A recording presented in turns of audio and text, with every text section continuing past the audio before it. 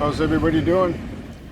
So I want to talk to you briefly about trackside details, and the main focus is this type of switch motor that's common in my area on this short line. Well, there's a few examples of them, and I want to model one on my layout, and the section I want to model it on is on section 3, where there's sort of a main switch there, which I sort of simulate the Milner shared main with the class 1 and SRY. SRY actually owns it, but I believe, like, don't quote me on it, but they lease the section to, you know, class 1 railroads, because you can't deny, like, connector, la da da. I won't go into that, but anyway, this is a switch stand just down, this is a switch stand just down in Kitsilano, like where I grew up, but it looks like there was one, or at least that's an indicator of some sort there, but that's not the one in question, which I'm going to show you here by this Details West kit that I have.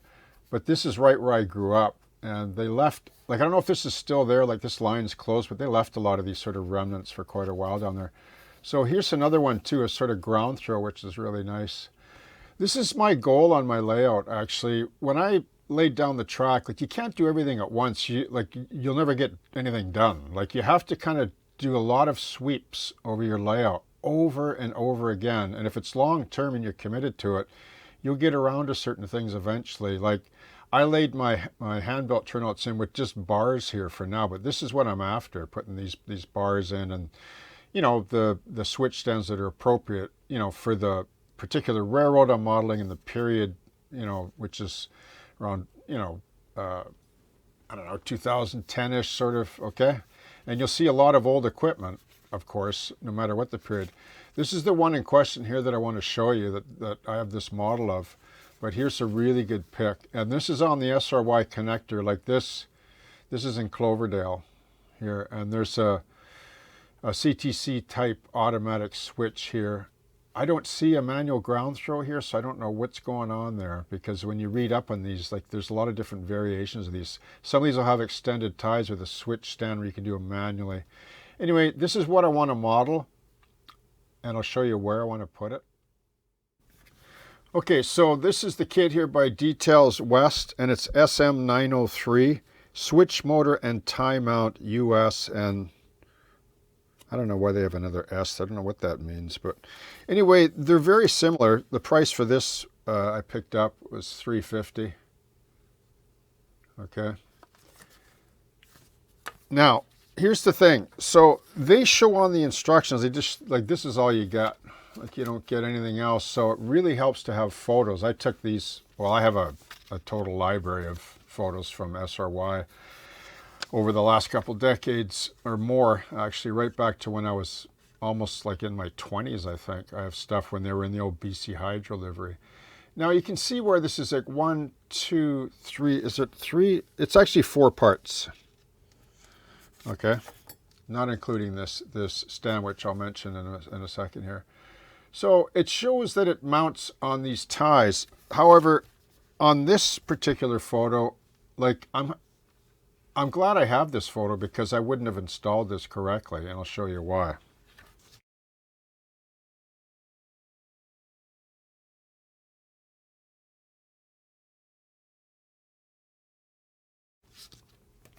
So this is basically a Shinohara turnout, but it's by Walthers, code 83.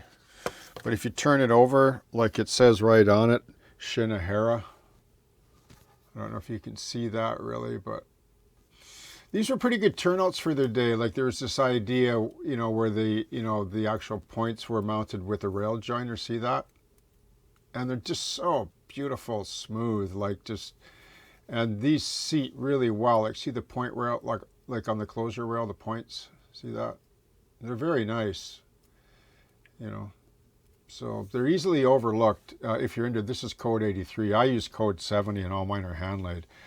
But I just want to use this for the purposes of the video. So when I look at this here, it looks like it sits on the ties there. This is this little sort of mounting plate. And one would assume that it would go like this, you know, right? But that's not how it's mounted according to the photo. When in doubt, look at the photo, okay? Photos don't lie. you know. So you can see how this, well, let me just grab the actual switch here. Try to stay in camera for you.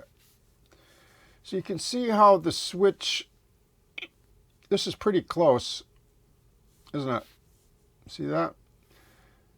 However, this, like, it doesn't sit like this, okay? You would think that it would. But if you look really close, see the mounts? The mounts are right there. There's little bolt heads. That's the way it goes. And then there's rods, 2 rods on each side of the tie. The second tie up. And then there's even like a swivel point here that goes down to a right angle horn with another rod that goes in here to pull the whole rail over reliably. And you can see it here right on the photo. So there it is straddling the tie, like I said, and there's a rod under there and one here. And then there's this horn here. See that? And it runs all the way up here to another little switch motor deal or whatever there to pull that, you know, that closure rail over reliably. Because there's nobody there, I guess, when they throw these, you know, they're electronic. So, or they're thrown by a CTC. So, yeah, so that's what I'm going to do. I'm going to install this on the layout on section 3 because I think the trackside details are really cool. And just to close on trackside details, I want to show you this CPR switch stand. I got these from Intercity. Somebody made these. Like, these are bronze. Like, these are beautiful. Like, they're Canadian Pacific switch stands. So if you want to get them, I would hit them up right away. Just ask for them. The Central Hobbies CPR switch stands. They got a bunch there. I bought a few because they're really nice. Although you'll have to drill the hole and then make a, you know, like a brass stand and then a, you know, like a signal head for them and probably a handle. But that's easy enough to do. And then they have these pins. So I like to cut mine off, you know, about, you know, like as long as I need to embed into the, like through the tie into the layout so they don't get knocked off. But anyway, trackside details, you know, they really do make your layout shine, you know, and there's something that you don't want to do right away because it'll just get knocked off. But they really do add a nice touch to the layout, especially the shelf layout where there's a focus on, you know, details and such, okay?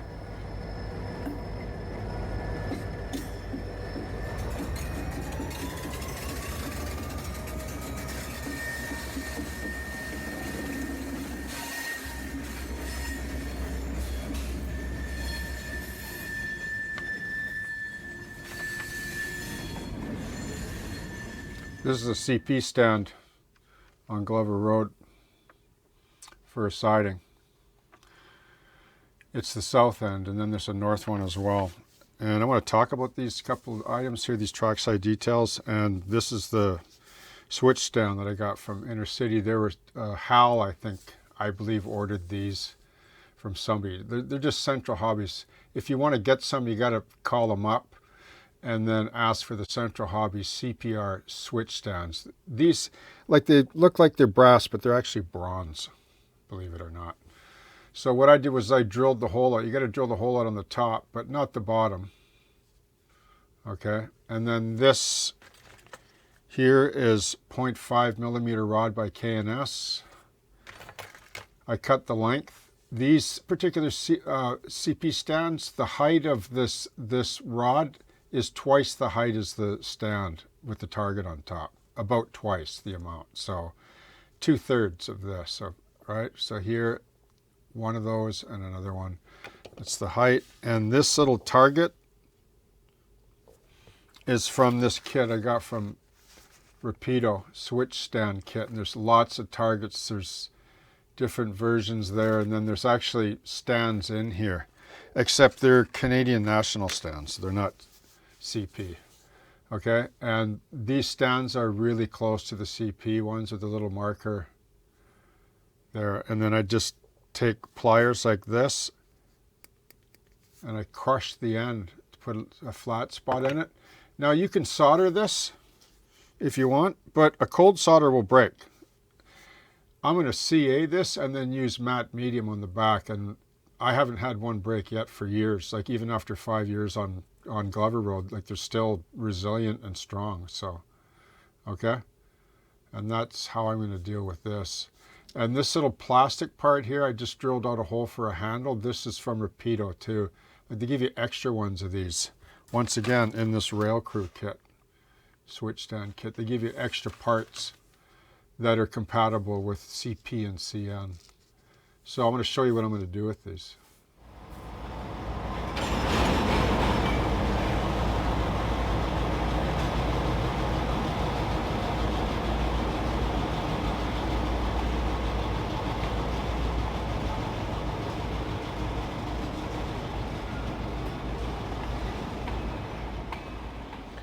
Okay, so here's the switch stands in place. They were easy to paint just with a brush by hand with some Vallejo dark rust and then some red and green.